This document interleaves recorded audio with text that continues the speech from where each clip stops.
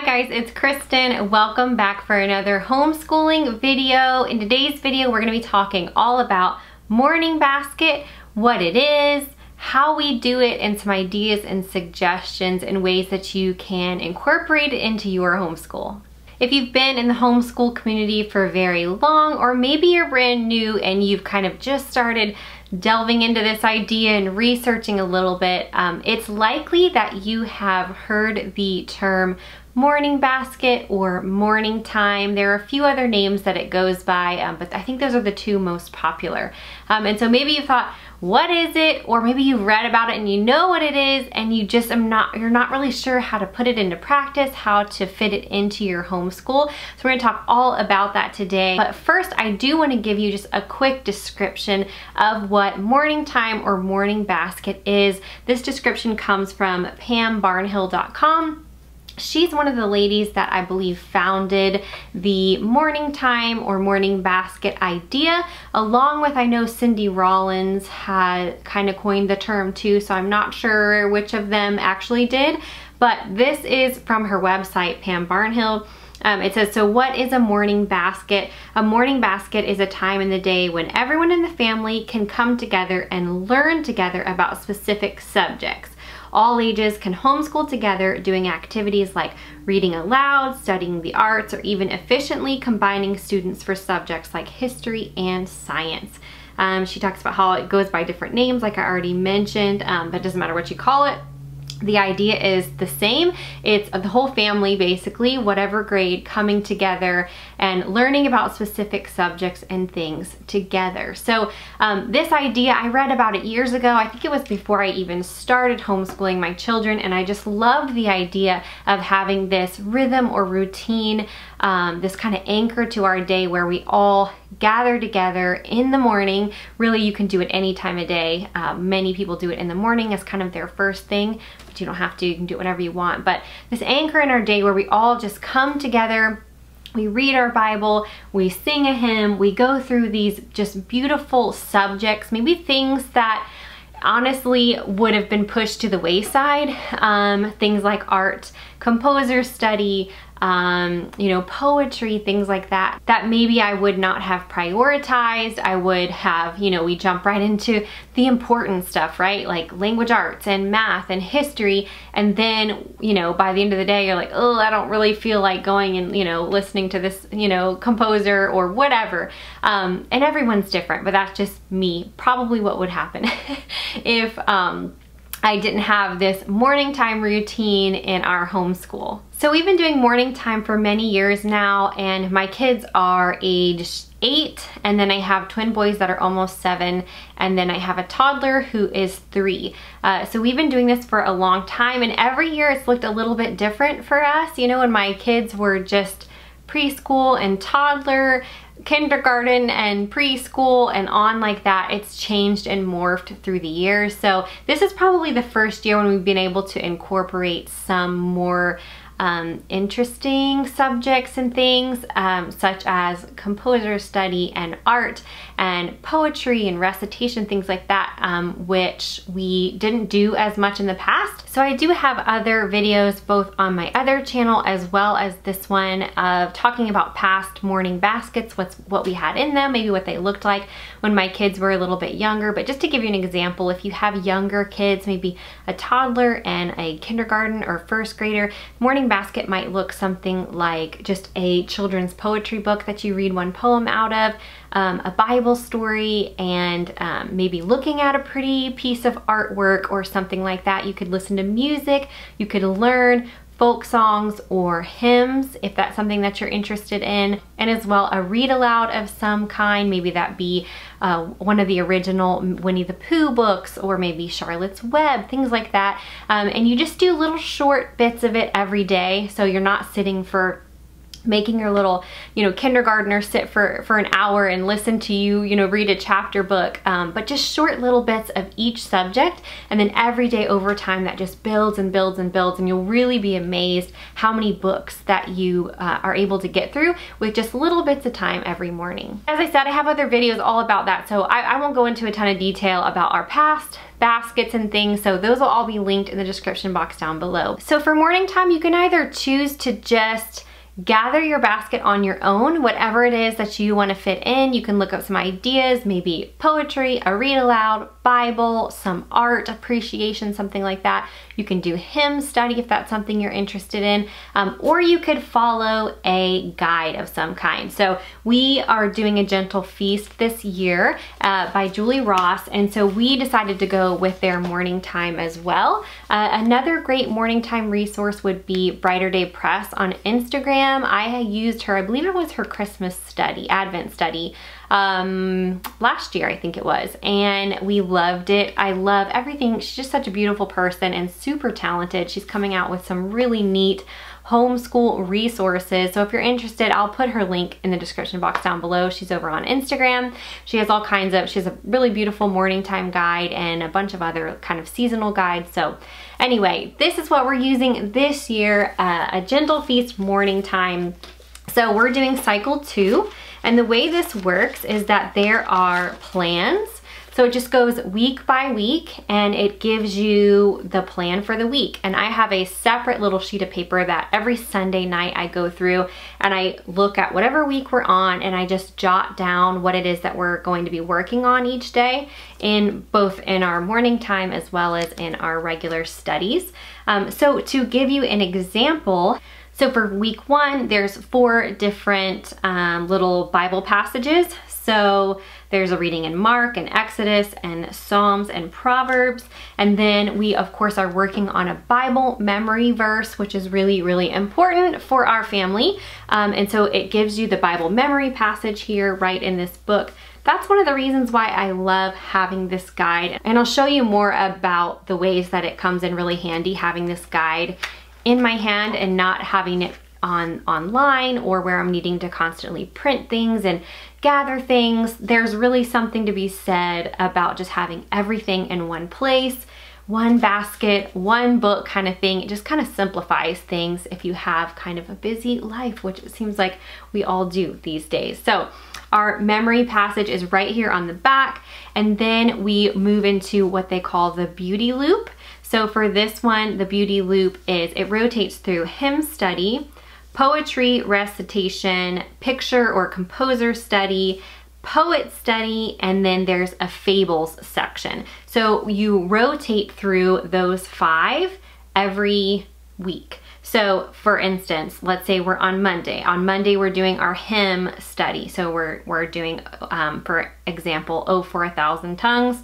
So we're learning that hymn on Mondays, and then on Tuesday we do our poetry recitations. The poem for the first 4 weeks is right here in this little guide. So like I said, it makes it super easy. You just flip right to it, it's right there. Also with the Gentle Feast, you can print off morning time guides. I shared this in our curriculum video, I believe it was.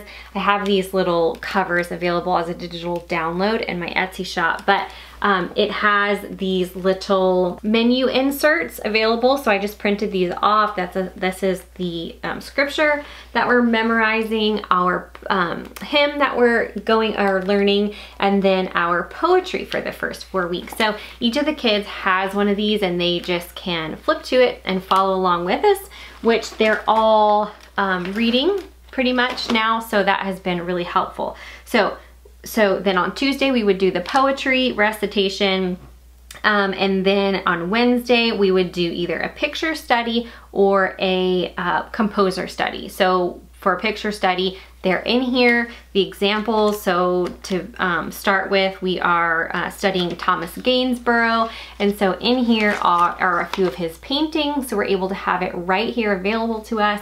I'll even just open it up to this picture that we're looking at and have it propped up somewhere throughout the day so the kids just kind of look at it when they're passing by. Just kind of a way to get them to think about it and look at it, and maybe they'll have questions or say, oh, why is it like that? Or look how they did that.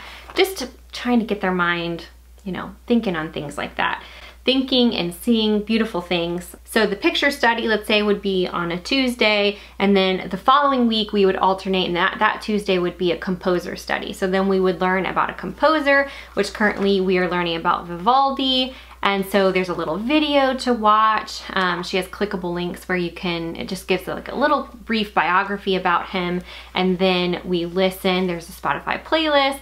We listen to some of his pieces. I'll play it throughout the day. I'll play it in the car, wherever we are, just again, exposing them to beautiful things so they, you know, will learn to appreciate it and recognize it, which is really fun when they can recognize, you know, a piece that they've heard or learned about. And so the next thing is poet study. So Longfellow, learning about Longfellow, and then reading some of his work.